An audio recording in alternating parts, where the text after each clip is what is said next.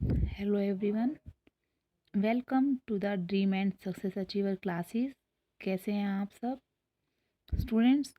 आज का हमारा टॉपिक है that is dissolution of partnership firm and आज हम इसका पार्ट 3 करेंगे। This topic is related to the financial accounting subject and very important for +2 class students, BCom students as well as for UGC NET JRF candidates. Friends, previous class में हमने study किया था कि assets के accounts को close कैसे किया जाता है, क्योंकि रियलाइजेशन अकाउंट बनाने के लिए हमें ये 6 पॉइंट्स को कंसीडर करना होता है। तभी हम रियलाइजेशन अकाउंट में क्या क्या एंट्रीज करनी है इसके बारे में सीखते हैं। आज की क्लास में हम जो स्टडी करेंगे that is how to close liabilities account. Next is what entries are made for realization of assets at one and what entries for payment of liabilities. Let's get started. Students, liabilities के accounts को close कैसे करते हैं इसके बारे में जानने से पहले हमें ये पता होना चाहिए कि लाइबिलिटीज़ का क्लोजिंग बैलेंस कैसा होता है, मीन्स कि डेबिट होता है या फिर क्रेडिट होता है। Answer is credit. एक एग्जाम्पल की हेल्प से हम समझते हैं कि लाइबिलिटीज़ अकाउंट्स का क्लोजिंग बैलेंस क्या है, उसको लेजर की फॉर्म में कैसे प्रेजेंट करते हैं। एंड उसके बाद हम सीखेंगे कि अगर रियलाइजेशन अकाउंट में लाइबिलिटीज़ के अकाउंट्स को क्लोज करके दिखाना है तो कौन सी एंट्री पास की जाएगी। Example is a business have some liabilities. Balances are creditors 50,000 rupees, outstanding expense 1,000, BP that is bills payable 2,000, provident fund 5,000 rupees, partners wife loan and partners loan भी हमें एग्जाम्पल में गिवन है। अगर इन बैलेंसेस को हमें laser में present करके दिखाना है लाइबिलिटीज़ के इन क्लोजिंग बैलेंसेस को, तो कैसे प्रेजेंट करेंगे। Here it is the way. Creditors account liability है और इसका क्रेडिट बैलेंस होता है, तो लेजर में एंड में क्लोज करेंगे इसको तो ये ऐसे शो होगा by balance BD 50,000। Same as it is outstanding expense के केस में भी होगा, as well as in case of bills payable account, provident fund account and next is partners wife loan account and partners loan account के भी case में होगा। Now question is that ये तो हो गया कि हमें लाइबिलिटीज़ के अकाउंट्स लेजर में कैसे शो करने हैं, एंड में इनको क्लोज कैसे करना है।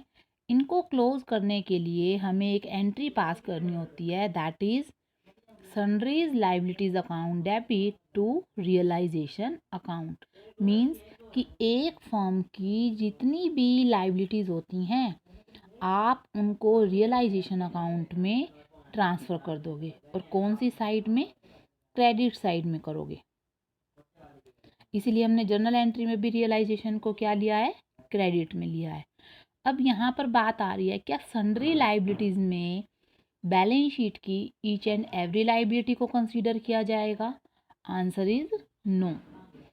यहाँ पर हम उन्हीं लाइबिलिटीज़ को कंसीडर करेंगे जो थर्ड पार्टी से रिलेट होंगी, मीन्स कि जो बिजनेस से बाहर की होंगी, एक्चुअल में जिन्हें पे करना होगा। पे तो हमें हर एक लाइबिलिटी करनी होती है, बट हम प्रायोरिटी किनको देंगे, जो हमारी थर्ड पार्टी से रिलेट लाइबिलिटीज़ होंगी। और अगर मैं ये कहूँ कि हमें इन लेजर्स को कैसे क्लोज करके दिखाना है रियलाइजेशन से रिलेट करके, देन हम क्या करेंगे, टू रियलाइजेशन अकाउंट 50,000। तो यहाँ से हमारा क्या होगा, ये क्लोज हो जाएगा लाइबिलिटीज़ के अकाउंट्स को। तो यहाँ पर क्या है कि हमें अगर लाइबिलिटीज़ को क्लोज करना है रियलाइजेशन अकाउंट में तो हम क्या करेंगे, बाय बैलेंस BD था हमारे पास क्रेडिटर्स का बैलेंस, हम इसको क्लोज करेंगे तो 2 में रियलाइजेशन अकाउंट आ जाएगा 50,000। और अगर हम रियलाइजेशन अकाउंट बनाएं तो हम रियलाइजेशन अकाउंट बनाएंगे, अगर मान कर चलो हम रियलाइजेशन अकाउंट बना रहे हैं तो हम यहाँ पर दिखाएंगे सारी लाइबिलिटी बाय करके एंड सारी लाइबिलिटीज़ के अकाउंट शो करते चलेंगे। तो यहाँ पर हमने ये सीखा कि हमने लाइबिलिटीज़ को कैसे क्लोज करना है। बट पॉइंट इज़ दैट कि अगर हमें लाइबिलिटीज़ को क्लोज करना है तो हमें क्या कुछ पॉइंट्स को भी कंसीडर करना होगा, इसके बारे में हम जानेंगे। उससे पहले हम एग्जाम्पल को जर्नल एंट्री से रिलेट करते हैं। क्रेडिटर्स अकाउंट, ये हमारी थर्ड लाइबिलिटी से रिलेट है। Outstanding expense, bills payable, provident fund यहाँ पर एम्प्लॉय से रिलेटेड है। हर एक एम्प्लॉय जब तक एक फर्म में काम कर रहा होता है तो हम उसकी सैलरी का कुछ पार्ट सेव करके एक अकाउंट में डाल देते हैं, that is provident fund account. और एम्प्लॉय को जब भी नीड होती है इन फ्यूचर वो वहाँ से विड्रॉ कर लेता है money. That's why this is related to the outside liability. Partner की वाइफ ने लोन दे रखा था फर्म को, वो भी हमारा थर्ड पार्टी से रिलेटेड है। इन 5 लाइबिलिटीज़ के बैलेंसेस को हम रियलाइजेशन अकाउंट में ट्रांसफ़र कर देंगे। बट हमें पार्टनर के लोन अकाउंट को ट्रांसफ़र नहीं करना। रीज़न क्या है तो ये भी एक लाइबिलिटी, बट पार्टनर का लोन अकाउंट तो हमें खुद को ही बनाना है, सेपरेटली पे भी करके दिखाना है। तो हम एक ही अकाउंट को 2 बार प्रेजेंट नहीं कर सकते, हम एक ही इंसान को 2 बार पेमेंट नहीं कर सकते। तो हम इसको रियलाइजेशन अकाउंट में ट्रांसफ़र ना करके इसके खुद के अकाउंट में सेपरेटली पे करके दिखाएंगे। कौन कौन से ऐसे पॉइंट्स हैं जो हमें कंसीडर करने चाहिए जब हम रियलाइजेशन अकाउंट बना रहे हैं, एसेट्स लाइबिलिटीज़ को क्लोज कर रहे हैं। First point is only those liabilities are transferred to the realization account which are related to the third parties. Note that point. अभी मैंने आपको एग्जाम्पल करवाते हुए भी ये बात बोली है कि हम उन्हीं लाइबिलिटीज़ को रियलाइजेशन अकाउंट में क्रेडिट साइड में शो करेंगे जो थर्ड पार्टी से रिलेट हैं, जो कि आउटसाइड लाइबिलिटीज़ हैं। कौन कौन सी होती हैं ये liabilities? Here are the examples. Creditors, outside loan में हम बैंक लोन ले सकते हैं, BP that is bills payables, provident fund, partners wife loan, ये सभी पॉइंट्स हैं जो कि हमारी थर्ड पार्टी से रिलेटेड है। सेकंड पॉइंट क्या है कि पार्टनर के लोन अकाउंट को कभी भी हम रियलाइजेशन अकाउंट में ट्रांसफ़र नहीं करते, क्योंकि ये अकाउंट सेपरेटली ही बनाया जाता है और सेपरेटली ही इसको हम पे ऑफ करते हैं, पेड ऑफ करते हैं। दैट्स वाई इसको कभी भी हम रियलाइजेशन में नहीं दिखाते, बिकॉज इससे हमारी क्या हो जाएगी, डबलिंग हो जाएगी। हमें तो एक एक बार ही पेमेंट करनी है, 2 बार पेमेंट नहीं करके दिखाने। Next third point that is अगर किसी भी फर्म की बैलेंस शीट में लाइबिलिटी साइड में आपको एक्यूमुलेटेड प्रॉफिट्स या फिर हम ये कहें कि अनडिस्ट्रीब्यूटेड प्रॉफिट्स आपको शो हो रहे हैं, तो आप उनको भी रियलाइजेशन अकाउंट में ट्रांसफ़र नहीं करोगे। रीज़न क्या है इसके पीछे? रीज़न इज़ दैट कि एक्यूमुलेटेड प्रॉफिट, यहाँ पे एक्यूमुलेटेड का मतलब क्या है कि ऐसे प्रॉफिट जो पिछले कुछ सालों से कॉन्टीन्यूटी में हमारी लाइबिलिटी में शो हो रहे हैं।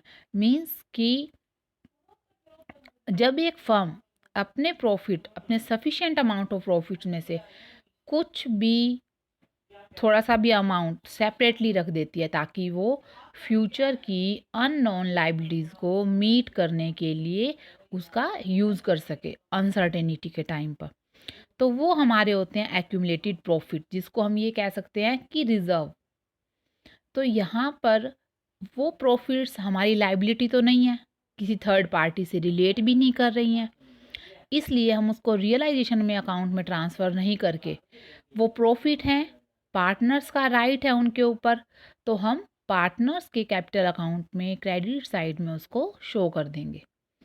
हमारे ये एग्जांपल्स दे रखे हैं कि journal reserve fund, profit and loss account का क्रेडिट बैलेंस, कंटिजेंसी रिजर्व, या फिर हम कहें कि वर्कमैन कंपनसेशन रिजर्व, ये सारे हमारे एक्यूमुलेटेड प्रॉफिट्स हैं और इनको हम पार्टनर्स के कैपिटल अकाउंट में क्रेडिट साइड में शो करते हैं।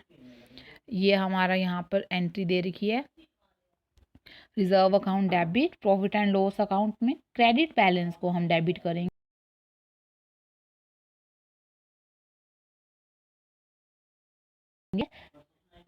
दैट इज सेकंड पॉइंट कि हमें क्लोज कैसे करना है लाइबिलिटीज के अकाउंट्स को, और क्लोज करते हुए कौन कौन से पॉइंट कंसीडर करने हैं। अब नेक्स्ट टॉपिक जो हम करेंगे ये हमारा है कि हमें एसेट्स को, जिन एसेट्स को हमने क्लोज कर दिया था, अब उन एसेट्स को सेल करने पर हमें क्या अमाउंट रिसीव हो रहा है और क्या एंट्रीज करनी है।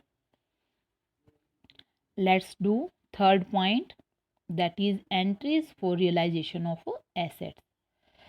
स्टूडेंट्स, या तो हमारी एसेट्स, फर्म की एसेट्स कैश में सेल होंगी, बैंक की फॉर्म में सेल होंगी, मीन्स कि बैंक में बैलेंस रिसीव होगा सेल करने पर, या तो हमें कैश रिसीव होगा। हो सकता है कि कोई पार्टनर कहे कि मैं इस एसेट को टेक ओवर कर लेता हूँ। तो हम वन बाय वन करके पॉइंट समझते हैं। फर्स्ट पॉइंट दैट इज कि अगर एसेट्स को सेल किया जाता है कैश की फॉर्म में, तो हमारे यहाँ पर दो अकाउंट इफेक्ट होते हैं। अगर हम एसेट्स को क्या कर रहे हैं, एसेट्स जो हैं वो सोल्ड हो रही हैं, किस में, कैश में, तो हमारे यहाँ पर कौन से दो अकाउंट्स इफेक्ट हो रहे हैं, हमारे यहाँ पर हो रहे हैं दो अकाउंट्स। एक तो ये है कि कैश, और दूसरा स्टूडेंट्स के माइंड में आता है कि एसेट अकाउंट इफेक्ट हो रहा है। नो, रॉन्ग है ये आंसर। क्यों? क्योंकि एसेट को तो हमने क्लोज कर दिया, तो हमारा दूसरा कौन सा अकाउंट इफेक्ट हो रहा है, दैट इज रियलाइजेशन अकाउंट। तो यहाँ पर कैश हमारे पास आ रहा है, तो हम रूल फॉलो करेंगे रियल अकाउंट का, डेबिट व्हाट कम्स इन। तो कैश को क्या कर देंगे हम यहाँ पर, डेबिट, और क्रेडिट किसको करेंगे, रियलाइजेशन अकाउंट को, क्योंकि हमारे पास से अब एसेट नहीं जा रही है, एसेट तो क्लोज हो गई है हमारी, हमारे पास से रियलाइजेशन को क्रेडिट करना पड़ेगा। इसको हम क्या करेंगे, क्रेडिट। तो हमारा जर्नल एंट्री क्या होगी हमारी, cash account debit to realisation account. Got it?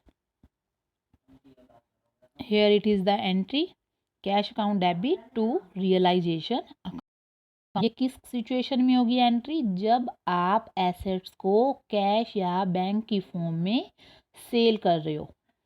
अगर इन्हीं एसेट्स को कोई पार्टनर टेक ओवर कर लेता है, तब आप क्या करोगे, कैश या बैंक के प्लेस पर उस पार्टनर के कैपिटल अकाउंट को डेबिट कर दोगे, और रियलाइजेशन अकाउंट क्रेडिट होगा। रीज़न क्या है रियलाइजेशन अकाउंट के क्रेडिट होने का, क्योंकि आपने एसेट्स के अकाउंट्स को क्लोज कर दिया और क्लोज करके उसको रियलाइजेशन में ट्रांसफ़र कर दिया।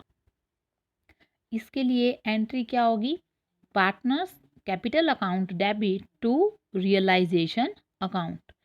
इसको भी हम प्रॉपर वे में अंडरस्टैंड करते हैं।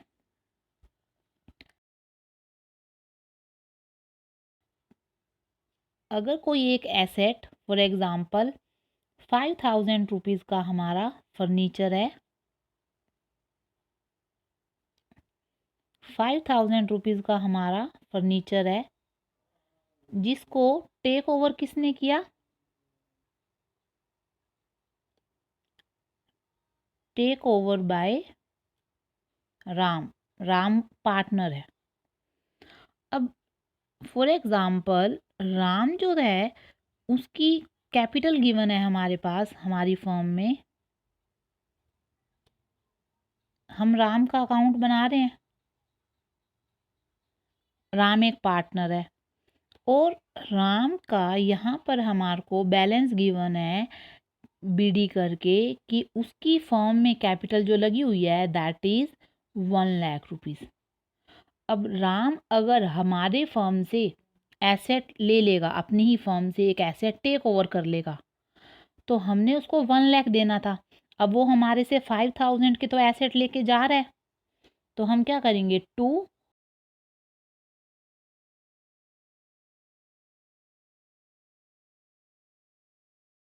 में रियलाइजेशन अकाउंट, 5,000 मीन्स कि अब हम उसको 1 लाख के बदले में रिमेनिंग बचा हुआ 95,000 पे करेंगे।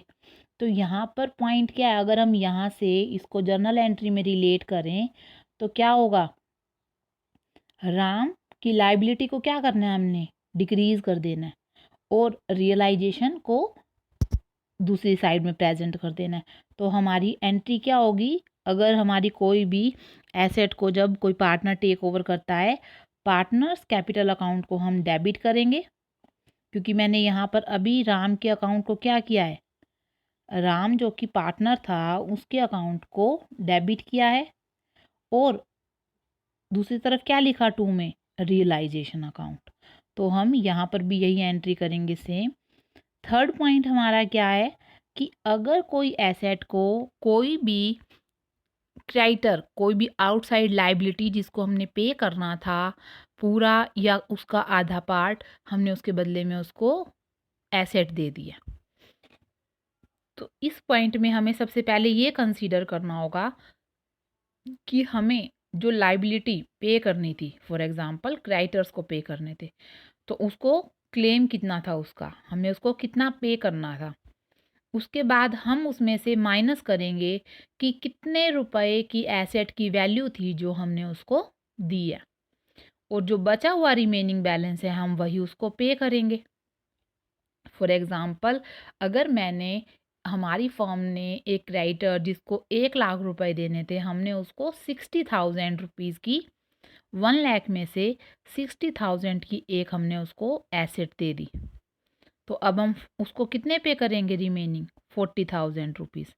इट मीन्स दैट कि हमारे जो क्रेडिटर थे 1 लाख के, 1 लाख के जो हमारे क्रेडिटर थे उसको हमने 2 पार्ट्स में कर दिया, एक तो 60,000 और 40,000। अब 60,000 क्या हो गए, वो एसेट से नलीफाई हो गए, मतलब क्लियर हो गए, न्यूट्रल हो गए। तो इसको तो कुछ भी नहीं करना हमने देने उस पर्सन को। तो यहाँ पर हम क्या करेंगे कि अगर कोई भी एसेट, और वो कितने रुपए की है, वो अगर किसी भी आउटसाइड पार्टी को ट्रांसफ़र की जाती है तो उसकी एंट्री नहीं होगी। तो यहाँ पर हम 60,000 रुपीज़ की जो हमारी एसेट है उसको जर्नल एंट्री में प्रेजेंट करके नहीं दिखाएंगे।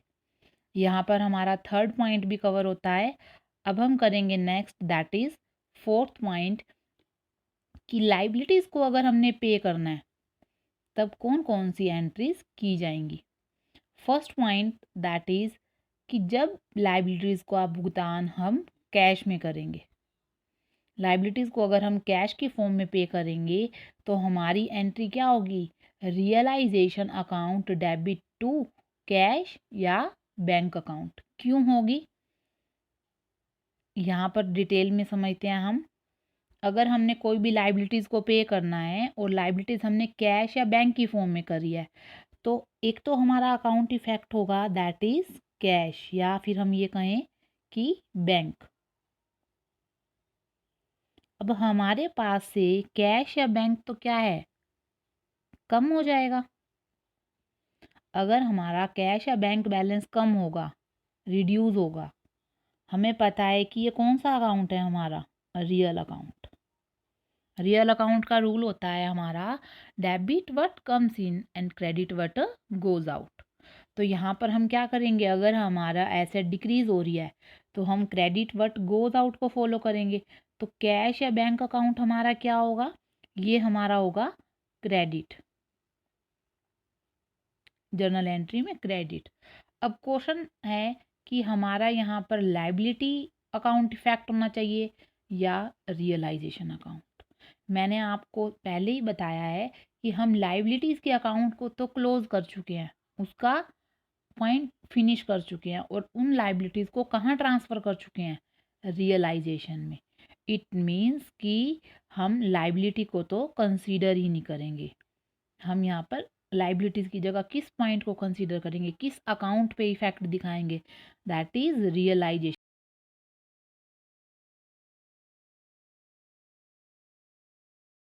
expenses and losses, credit all income and gain। तो इट मीन्स कि हमने कोई लाइबिलिटी पे करनी है, तो इसका मतलब हमारे पास से तो मनी जा रही है। तो हम यहाँ पर रियलाइजेशन अकाउंट को क्या करेंगे, डेबिट। तो हमारी एंट्री क्या हो जाएगी, realisation account debit to cash या बैंक अकाउंट। अगर सेकंड पॉइंट हमारा है, अगर कोई पार्टनर एग्री है कि वो कोई भी लाइबिलिटी को टेक ओवर कर लेगा, मतलब वो अपने पॉइंट ऑफ व्यू से अपने बिहाफ पर उस लाइबिलिटी को पे करेगा, तो रियलाइजेशन अकाउंट क्या हो जाएगा यहाँ पर, फिर से वो तो डेबिट ही रहेगा। हम टू में क्या करेंगे, हमारे पास से ना तो कैश रिड्यूस हुआ ना ही बैंक बैलेंस रिड्यूस हुआ, क्योंकि हमने पार्टनर के ऊपर, तो पार्टनर की खुद की लाइबिलिटी इंक्रीज हुई है ना, तो पार्टनर कैपिटल अकाउंट क्या हो जाएगा, क्रेडिट हो जाएगा। पार्टनर का कैपिटल अकाउंट क्या होता है, उसका बैलेंस क्रेडिट होता है। कैपिटल जब भी इंक्रीज होगी तो वो क्रेडिट, और कैपिटल जब भी डिक्रीज होगी वो डेबिट। मतलब कि पार्टनर का कैपिटल अकाउंट है, पार्टनर की लाइबिलिटी जब भी इंक्रीज होगी तब वो क्रेडिट किया जाएगा। तो हमने भी जर्नल एंट्री में क्या किया, पार्टनर के कैपिटल अकाउंट को क्रेडिट किया है और रियलाइजेशन को डेबिट किया है। तो स्टूडेंट्स, आज हमने जो टॉपिक कवर करा है, 3 पॉइंट्स कवर करे हैं, second, third and fourth point, these 3। अगर आपको कोई भी इसमें प्रॉब्लम हो, कुछ भी पॉइंट समझ नहीं आया हो, तो आप कमेंट बॉक्स में अपना क्वेश्चन पुट अप कर सकते हैं। एंड प्रीवियस दोनों ही सेक्शंस की पार्ट 1 एंड पार्ट 2 की वीडियोस के लिंक मैं डिस्क्रिप्शन बॉक्स में डाल रही हूँ। अगर आपको कोई भी उन दोनों पार्ट्स में भी प्रॉब्लम है तो आप पहले उनको क्लियर करके तभी आप इस पॉइंट को अच्छे ढंग से समझ सकते हैं। Thank you and